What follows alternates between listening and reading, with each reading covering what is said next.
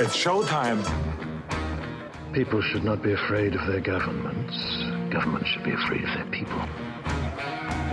You know, the right to bear arms is because that's the last form of defense against tyranny. Washington is fundamentally corrupt. There are more words in the IRS code than there are in the Bible. Made in America, heard around the world. You're listening to Blunt Force Truth. I'm Chuck Woolery, along with my co-host, Rusty Humphreys, because Mark Young is off trying to hypnotize somebody in Toronto. I've heard of a lot of excuses. Going to hypnotism school, I've never heard that one. Class on hypnotism. What the heck is that? I mean, I have to ask him when he gets back. Maybe he could give a hypnotism lesson on Blunt Force Truth. He's gone for a week. He's going to be hypnotizing people for a week. Now, he's talked with me about hypnotism. Have he ever hypnotized you? No, he has never hypnotized me. I'm unhypnotizable. How do you? Apparently, you have to be really intelligent to be hypnotized, and I'm not that smart. Really? Have you asked him to hypnotize you? No, I haven't. That would be kind of weird to have a friend be able to do that, because then you don't know what, he's going to make you bark like a dog or something. Right. Well, I'm normally barking like a dog anyway lately, so there's that. All right, we have a special guest coming up in just a little bit. His name is Steve Snyder, and he is an author, and he has a book about World War II, and I guess he and I have something in common. What is that? My father was killed in Vietnam. Oh, he was? Yes. I did not know that, Rusty. Yeah, and Steve's father was killed in World War II, and my father was also a pilot. My father flew Cobras. Really? Yeah, for people who don't know, those were the badass gunships that if you were in trouble, man, you wanted to see a Cobra coming. And that's a helicopter, isn't it? Yeah, it was a helicopter. Right. And it's weird because, I'm 53 years old. My father only made it to 24. Wow. If you can imagine that. So anyway, so I find what Steve's story is interesting because... so how old were you when your father died?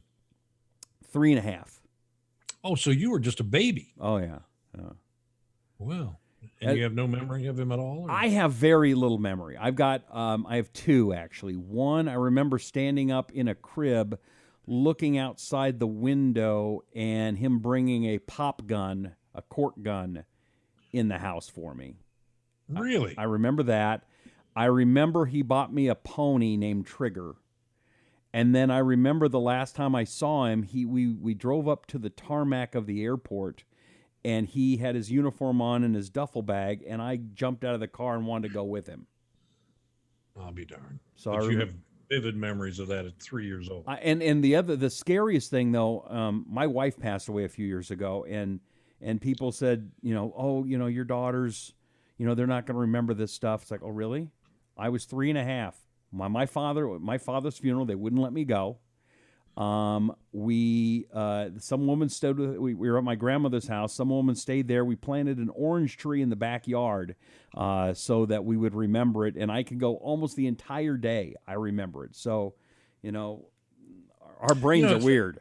It's really funny. When my dad passed away, it was sudden and unplanned. He had a aorta aneurysm that killed him. And I was in my 20s, and I remember being at the funeral, and all of his friends were there, and they kept saying, well, let's come up and take a look at your dad. And I couldn't do it. I told him, I said, I don't really want to see him in a coffin. I know he's there, but I don't want to look at him there. I don't want to remember him there. That's not the last thing I want to think about with my dad. And so I never did. I don't regret it, but it was just I think you're 100% right. I don't know whether I am or not, but my grandfather, I couldn't do it. And when my son passed away, the same thing. I couldn't do that. My daughter passed away. I couldn't do that. Oh, I had no idea in that. Yeah, I've lost 2 children too. Oh, wow. So. Well, here's why I know you're right. My grandfather, who I loved, died of lung cancer. And for some reason, the only memory I can, not the only one, but the one that's burned in my memory is him in his last days in the hospital bed and just looking like somebody that's about to die in a horrible way. I wish I didn't have that memory. So I completely understand. Yeah. All right. Well, hey, what a happy way to start Blunt Force. Well, I mean, yeah, really. Well, I mean, yeah, our guest is really going to talk about his dad who died in World War II. Right. And I want to hear about that. And supposedly, and I've talked to a lot of people who were with my dad when he killed. Supposedly, though, he found the guy that shot down his father's plane. That's what I heard. Yeah. A German pilot, I suppose. Yeah. Shot his father down. That. What are the chances of that happening? I don't know. So we're going to find out about that. That's absolutely fascinating to me. And so Steve Snyder, is his name, and we're going to talk to him in a little bit. When people think of Chuck Woolery, they think of beloved game shows. I know you don't like saying this, but it's true. They liked you because you were a nice guy, and you were in Hollywood, and then you started doing conservative videos, and people, loved you for it. But you were never really, you were in Hollywood, and you knew the movie people, but you were never a movie person, correct? No, never a movie person. No, that is, I was not an actor. I have film to prove it. But I mean, I wasn't. I would not be a good actor, and I wasn't a good actor. Okay. I never really aspired to be an actor. I didn't aspire to be a game show host either. It just kind of happened. And I think that probably the reason that I was successful is, number one, I had really good games. I mean, Wheel of Fortune obviously is a great game. Wheel of what? Yeah. And Love Connection was a great concept. Scrabble was a great concept. So all of these games were, I think, really hit shows with or without me. It just so happened that I was able to attach myself to them.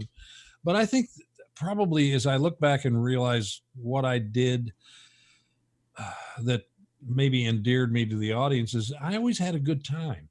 I always enjoyed myself. I always had fun. And a lot of times, if you're just having fun doing what you're doing, people kind of attach themselves to it. And I had kind of an odd, funny sense of humor, I guess, the way I looked at things. And so, well, the reason I bring without really intending to do it, but I did. Well, here's the reason I bring this up, because there's a story on the Hill right now. Mm-hmm. On the Hill, like the Hill.com or the Hill? Hill.com. Will political correctness kill classic movies? And it's not just movies; it's TV shows. But here's one of the highlights of this story, and I'll read a little bit more. But one that I think kind of affects you because you knew John Wayne, right? Mm-hmm. The stars who made older films great are now seen through the PC prism. Just ask the estate of John Wayne.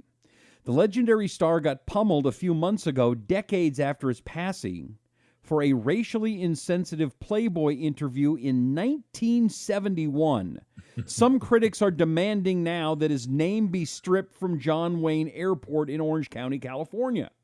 Mm-hmm. So what did he say? What was so insensitive? He observed, "I believe in white supremacy until the blacks are educated to a point of responsibility." Mm-hmm. Yeah, that's pretty racist, actually. Yeah, that's pretty bad. But do we look at things in I don't know, I guess even back then would that have been bad, 1971? Well, yeah, I think so, because, political correctness is a funny thing. Most people have no idea where it comes from. Mm-hmm. Do you know where it comes from? Absolutely not. I can tell you exactly where it comes from. Tell me. The Frankfurt School in Germany. Okay. The Frankfurt School in Germany was a basically communist school. And the Frankfurt School started a lot of things. One was political correctness, and it was started off by demanding people could not say anything against the government, because if they did, they would be held responsible for it. So you had to be politically correct all the time and support the government no matter what. And you couldn't criticize it. That's where politically correct comes from. Interesting. And the Frankfurt School is now located in Columbia University in New York. Well, they left Germany. They were communist, Marxists. So, and I've said this before, but I'll say it again, just in case someone missed it. As Hitler came to power, he hated the communists, obviously. Mm-hmm. So they had to get out of Germany, and they did. And they left Germany, and they went to New York and became part of the campus of Columbia University. So political correctness started off at the Frankfurt School in Germany, and then moved to the campuses of in the 30s, late 30s, of the campus of Columbia University in New York City.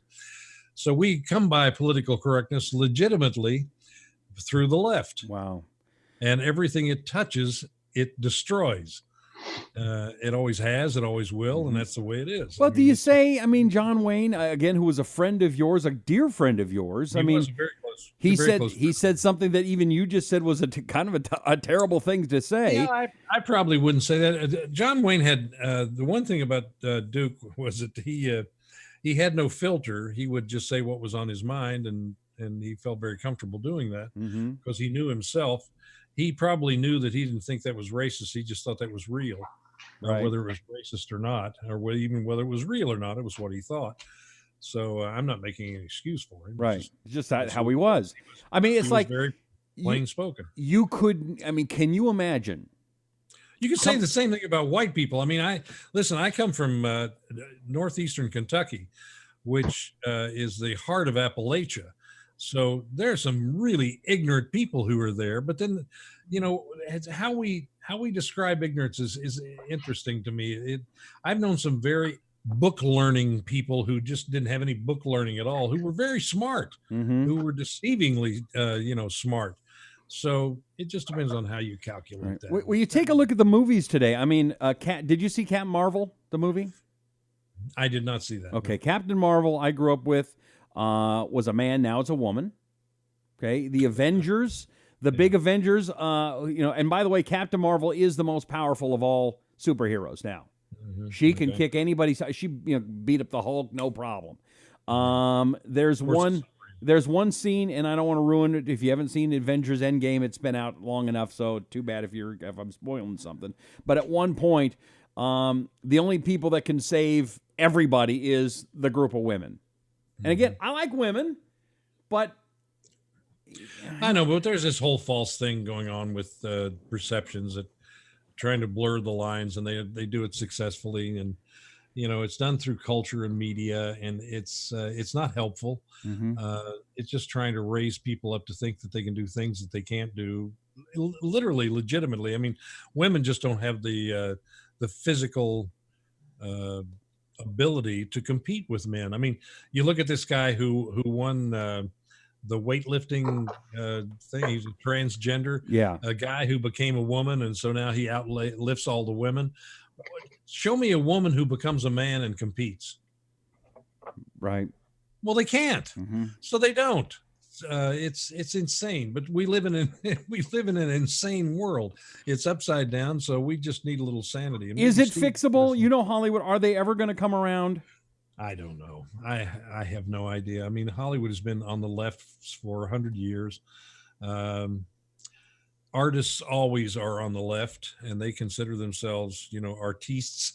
Because they base their things in emotion, right? Yeah, it's an emotional ride, and so I doubt it. I don't think that they'll ever come around to a conservative point of view, even though it's more practical. It's just not going to happen. It's not much fun for them, I guess. But, all right, Chuck, let's get to Steve Snyder. Steve is an author, and Steve, welcome to Blunt Force Truth with Chuck Woolery. I'm Rusty Humphries filling in for Mark. Hi, Steve. How are you? How are you? Can you hear us? Yeah, I can hear you. Can you hear me? We can hear you great. Yes, you're fine, Steve. So, first of all, what's the name of your book, by the way? It's called Shot Down, the true story of pilot Howard Snyder and the crew of the B-17 Susan Ruth. So your dad was a B-17 pilot. That is correct. And how old was he? He was an old guy. He was 28 years old. That's right. He would have been an old guy. Well, the 24 and 25-year-olds would have been an old guy back then, too. I mean, there are a lot of 19-year-olds who were flying those planes. Yeah. Now, Steve, you and I have something in common. My father was a pilot and was killed in Vietnam. So you and I have a little something in common. And were you pretty young when your father was shot down? I wasn't born yet. If he hadn't made it back home, I wouldn't be here. So he survived. Yes. B-17 had a 10-man crew. 5 of them came back home and 5 of them did not. Fortunately for me, he was one of the 5. And he was the pilot. Yeah, and his plane was named the Susan Ruth after my oldest sister, who was 1 year old at the time that he went overseas. So where was he flying when he was shot down? Was he over Germany or where was he? It was a mission to Frankfurt, Germany. They dropped their bombs successfully. And what year was this? It was February 8th of 1944. So toward the end of the war. Well, no, it was probably kind of in the middle. The 8th Air Force first mission was on August 17th of 1942, and then the war ended on May 8th of 1945. So he was shot down approximately in the middle of the air war. How many other planes were operating with him when he was shot down? I forget the exact number. It was like about 350 were in that bombing mission. 350 planes in a bombing mission. Was it a night mission or a day mission? No, the 8th Air Force only flew daylight precision bombing missions. Which they found that we were getting killed doing that too, right? Well, those daytime missions, absolutely. we were taking heavy casualties during that time. Yeah, during the early years of the war, especially 1943, the 8th Air Force took devastating losses. Mm-hmm. At the beginning of the war, it was 8th Bomber Command's belief that these bomber formations, and of these hundreds of planes with all these machine guns and firepower could defend themselves from the German Air Force, the Luftwaffe. But sadly, they were sorely mistaken. They couldn't at all. Mm-hmm. How do you decide to write this book? Hey, do you sit down and you're talking with your dad? I'm guessing your father, is he still around, or did he pass a while ago? Oh, he died in 2007, and I didn't decide to write the book until 2012. That makes it harder because your subject isn't available, right? Well, I had tons of information. I was so fortunate to have so much information about my dad, every one of his crew members, the Belgium people that of the underground that risked their lives trying to help him. That I was just really blessed to have so much information. So he went down over Belgium. Yes, right at the French-Belgian border, just north. In fact, so was he on his way in or on his way out? They were trying to get out. They had dropped their bombs successfully, Okay. but their bomb bay doors had gotten hit by anti-aircraft fire, flak, and they couldn't get the doors back up. And as a result, that caused a drag in the plane. They was losing airspeed, and they fell behind the formation that was heading back to England, to their bases. And they were singled out by two Focke-Wulf German 190 fighters. And in the ensuing air battle, the Susan Ruth was shot down. But both those German fighters were shot down as well. Oh, so the gunners on the on your dad's airplane actually shot them down as well? Well, they shot down one of the Focke-Wulfs. The other Focke-Wulf fighter, it was hard to determine who shot that one down. The one that was shot down was piloted by Siegfried Merrick. He crashed and he died in the plane. And the other was piloted by Hans Berger. And the gunners on my dad's plane did shoot Hans Berger down. He bailed out and made it through the war. And I actually found Hans Berger and interviewed him for the book. You did? Yeah, it's amazing. How did you find this guy? Yeah, how did you even know it was him? Well, it's an interesting story. It never even dawned on me to try to find the pilot, because all my dad knew and all the military records showed was that two Focke-Wulf German fighters shot him down. But one day during my research, my wife just casually said, well, why don't you try to find the German pilot? Which I thought was an idiotic idea. There's no one in the world like that.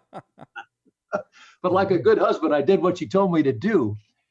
And I went on Google, posted trying to find a Luftwaffe pilot. A couple forums came up, which I joined, and I posted inquiries on those forums. I knew the day that my dad was shot down, the time of day, the place, and in a week, two guys got back to me, one from England and one from Belgium. And on that day, there were 12 B-17 shot down, and the one shot down south of Chimay, Belgium, was shot down by Lieutenant Hans Berger, who fortunately for me became a translator after the war and speaks perfect English. Well, that's awesome. So what did he say about the event? Did he remember it? Well, yeah, he remembered it because he was shot down and had to bail out. over occupied Belgium. You know, the Germans controlled Belgium at that time. Well, So what did he say to you? What, number one, what did you ask him and how did he respond? Well, for the book, I interviewed him over the telephone and through email. Since in 2016, I actually went and met him in person. Though I was so excited to find him, I was just bombarding him with questions. At one point, he goes, "Steve, you're asking me all these personal questions, and I really hardly know you." But I built up his trust, and he gave me some wonderful insight that's in the book about what it was like to go up against the 8th Air Force. He was just pretty much like the American airman. He was 20 years old, just a young guy fighting for his country, trying to do a job and trying to stay alive. He said it was unfortunate that they had to be shooting against each other, but, that's what they were there to do. So it wasn't personal? No. The air war wasn't personal like, the ground war when you're, up close and personal to the guys that you're fighting against. Well, I guess if you got shot down, it's pretty personal. Well, yeah, that's true. What was the difference in the stories from your dad's story of that event and the story from the guy who shot him down?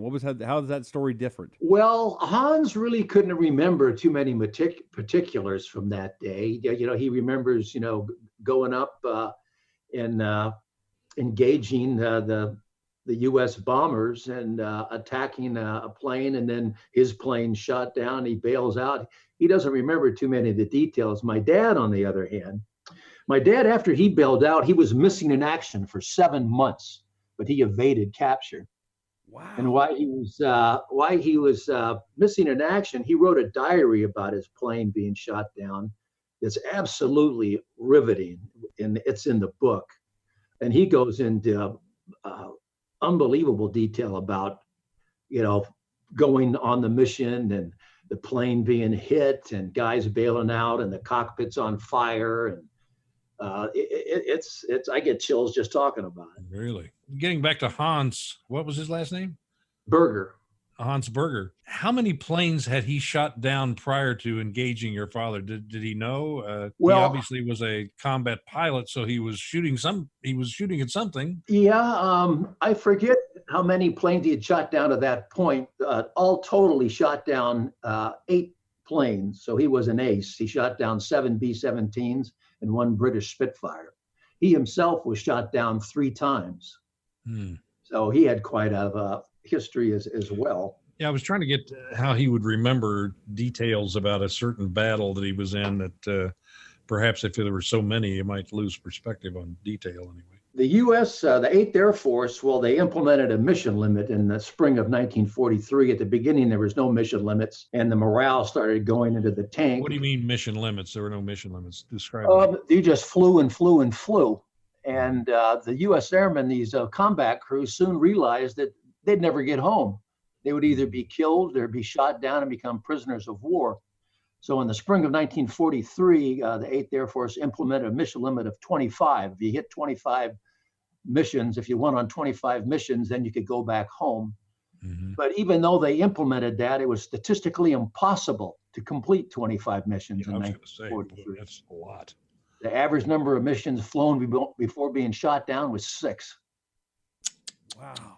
Yeah, being a combat airman in the 8th Air Force was the most dangerous duty assignment in the United States military during World War II. 26 million men died in the 8th Air Force, which was more than the entire Marine Corps fighting in the Pacific. Good Lord. Holy cow. I had no idea. That's an interesting statistic. Yeah, and another 28,000 men became prisoners of war after their planes were knocked out of the sky. Blue Emu works fast and you won't stink. This episode of Blunt Force Truth is brought to you by Blue Emu Pain Relief Products. Now, I've been in show business for many years now, and I'm not slowing down, but I can use a little help every now and then.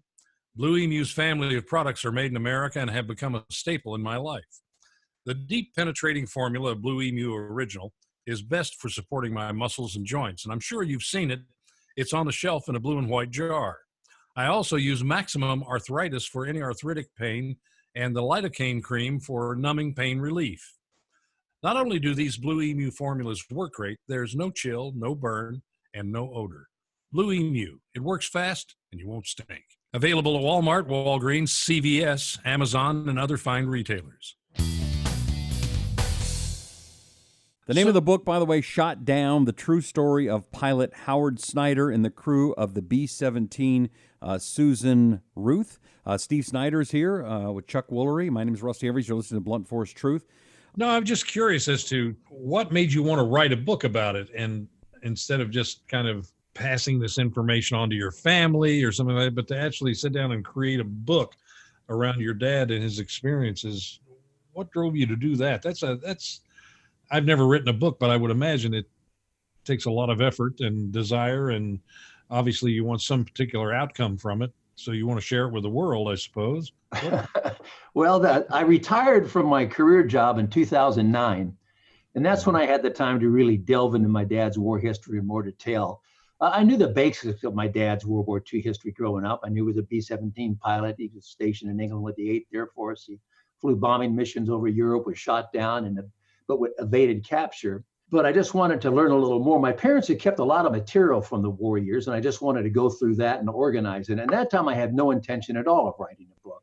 I just wanted to find out some more. And, reading that diary, as I said, was riveting. And I sat down and read all the letters that my dad had written to my mother while he was stationed in England. And reading those letters was absolutely fascinating. And I became fascinated with the story of my dad and his crew, and it really became my passion. I started reading book after book about the air war over Europe, went on the internet, spent countless hours doing research.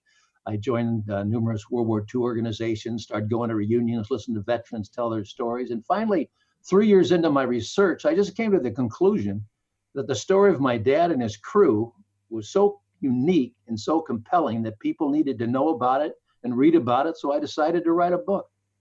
Good for you. Now I noticed, completely off subject, there's a ukulele behind your lamp over there.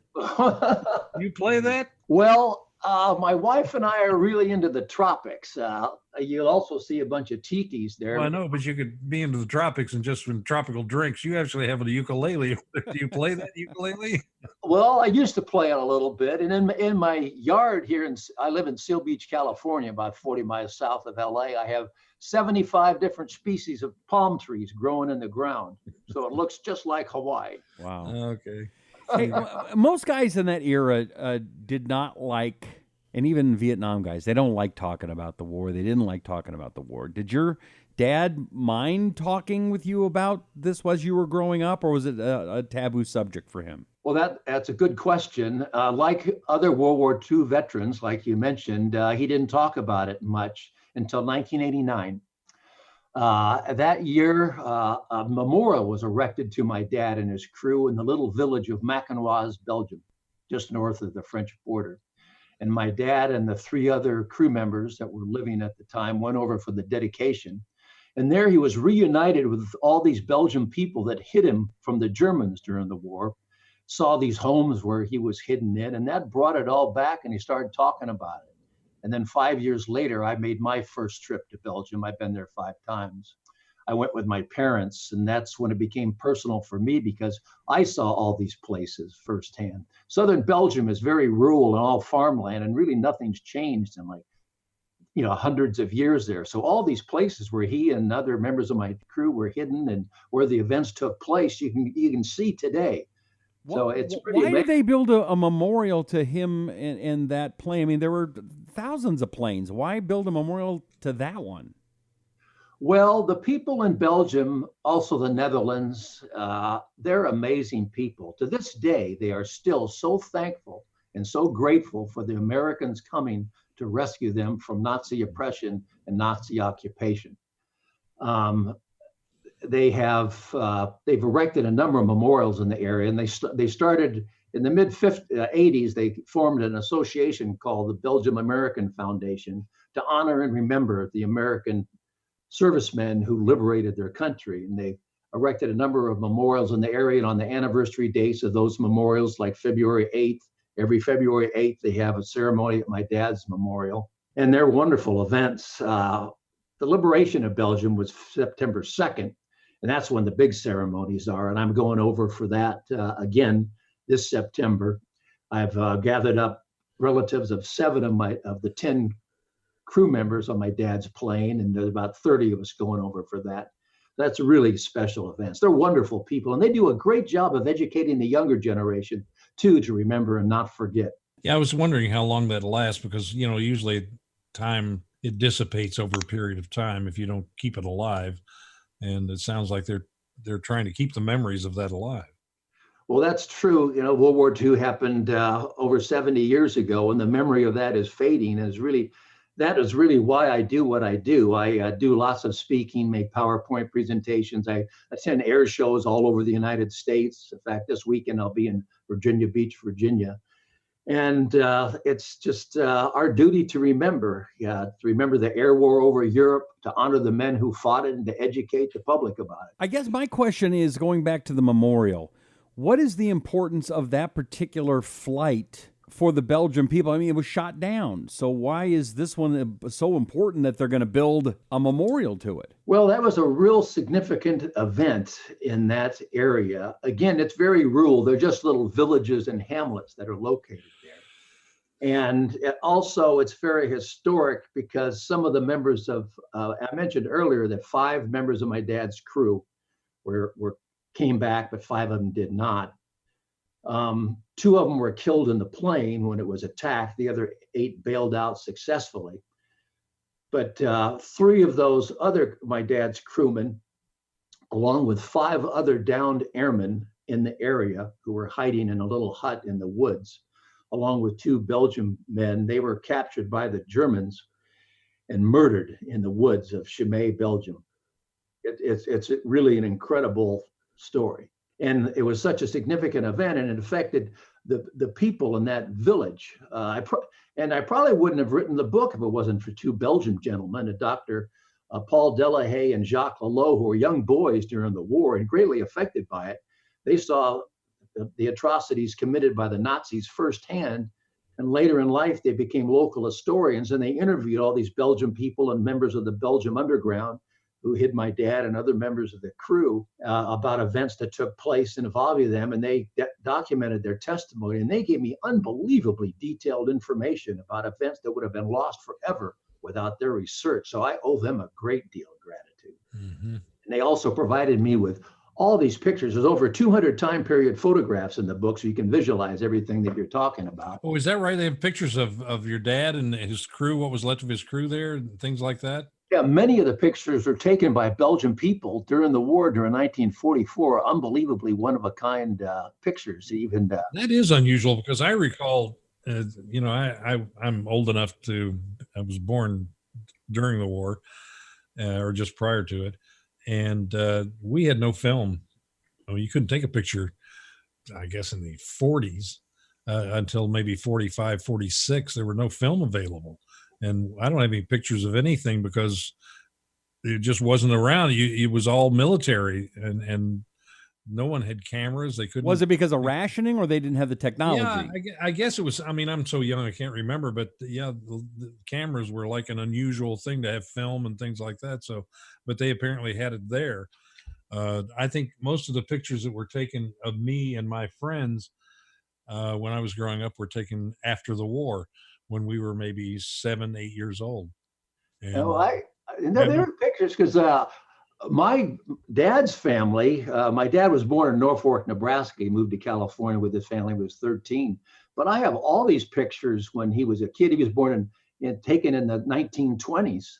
I'm talking about just literally the war years when America was at war. Oh, the war years. Yeah, just the war years in the 40s, early to mid 40s. Well, after my dad bailed out, after he bailed out, he came down on some trees, and parachute got hung up in the trees. He was dangling 20 feet off the ground. But fortunately for him, a couple of young Belgian men, Raymond Dervan and Henri Franken, came to his rescue before the Germans got to him and helped him down out of the tree. This happened about 1 o'clock in the afternoon, and they told him to hide and stay put because it was too dangerous to try to move him in daylight with German patrols combing the area. But they came back and got him that night, took him to the Dervan farmhouse, which is still there today. And after that, the Belgium underground moved him from place to place to place. He might stay one night in one house or 6 weeks in another house. It all depended on how brave the Belgian people were who lived there and how dangerous the Belgium underground thought it was for him to stay there. And one of the houses, the couples that he stayed with, Maurice and Ghislaine Bayou. Their house is still there today too. He had a pretty job. He was kind of, I guess, well-to-do. So he had a camera and he took lots of pictures of my dad. Wow. With not only them, but with other helpers. There's even a picture of my dad. Well, I should say after my dad was missing in action for 7 months, and after a while he got tired of hiding. So he decided to join the French resistance and fight against the Germans. And So there's your a father picture. spoke French or spoke German, or was Well, he bilingual, or? Well, he learned how to speak conversational French while he was even hiding. One of the houses that he stayed at, there was a 16-year-old girl next door named Mimi Gabriel who could speak English, and they would play cards and play Monopoly and do crossword puzzles. And she taught him how to speak conversational French. So by the time he joined the French resistance, he could speak French well enough to communicate. Were there any real close calls of him almost getting captured? Oh, yeah. There's a number of instances described in the book where he was almost caught by the German secret police, the Gestapo. And then there's a number of instances or encounters in the book about that he had with the Germans attacking convoys while he was fighting with the French resistance. We talked about something the other day on the last show. Have you talked to many Germans about World War II? I've talked to a few, yeah. Here's my question. We were talking about this. We as Americans think that we're good people. Most people think they're good people. Did the Germans at the time think they were good people when they were fighting in World War II? Did they think they were doing the right thing? Absolutely.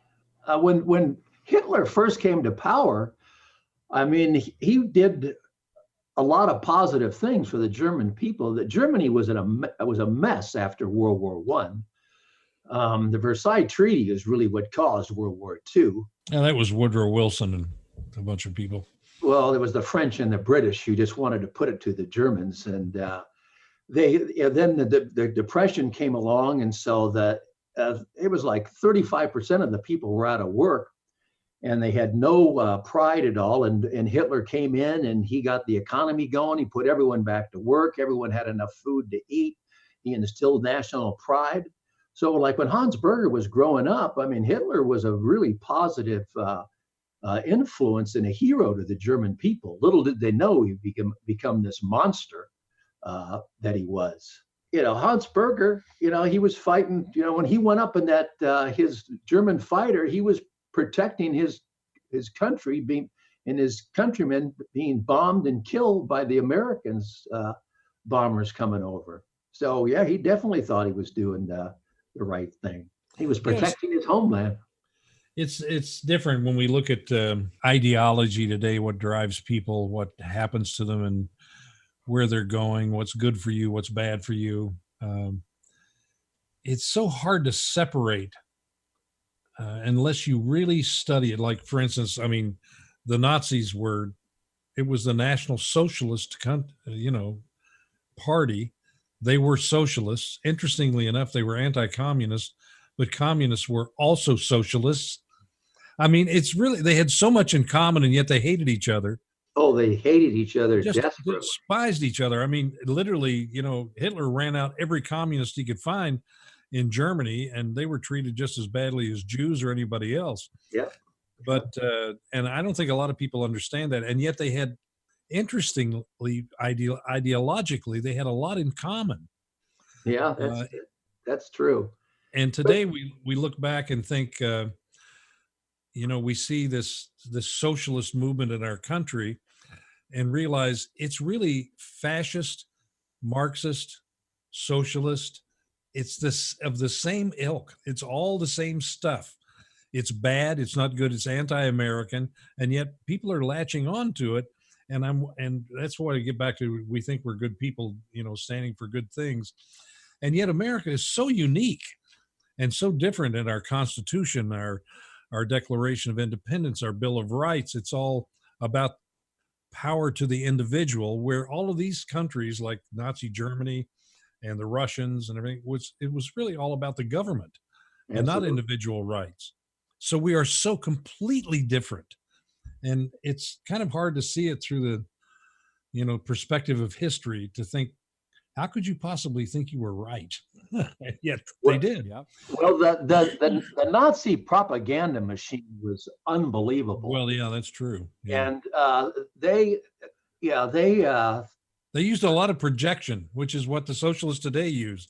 In other words, they would accuse you of what they are and what they're doing, but they were doing really bad things, but they would accuse you of doing those bad things when in fact you weren't doing them at all.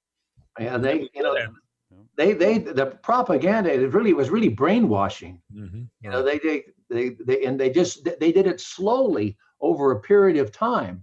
Mm-hmm. You know, and so, you know, they would to brainwash them, and then what they were telling them and the propaganda they were giving them was getting, you know, worse and worse and worse. But, you know, it was kind of just a gradual thing, like, you know, the boiling the frog in the water. You know, you don't notice how hot it's getting or how bad it's getting until it's too late. Was that pilot who was protecting his homeland from the evil Americans, does he feel bad now?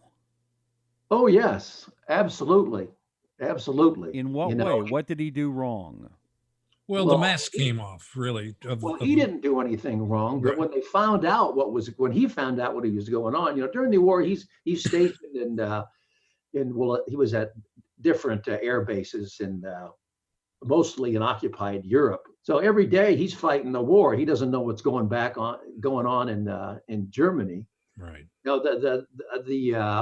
the German military was kind of divided in two. You had the regular old military, the regular army, what was the Wehrmacht, and then you had the SS, which was the armed, you know, forces of the Socialist Party, and those were the guys that ran the concentration camps, and those were really the murderers, as opposed to the Wehrmacht. Not to say that the Wehrmacht didn't do anything wrong, but there was a difference between the military forces of the Socialist Party and the military forces, you know, of the regular army. Yeah, they were at odds with each other. I mean, the Germans, there were a lot of generals who didn't agree with Hitler at all.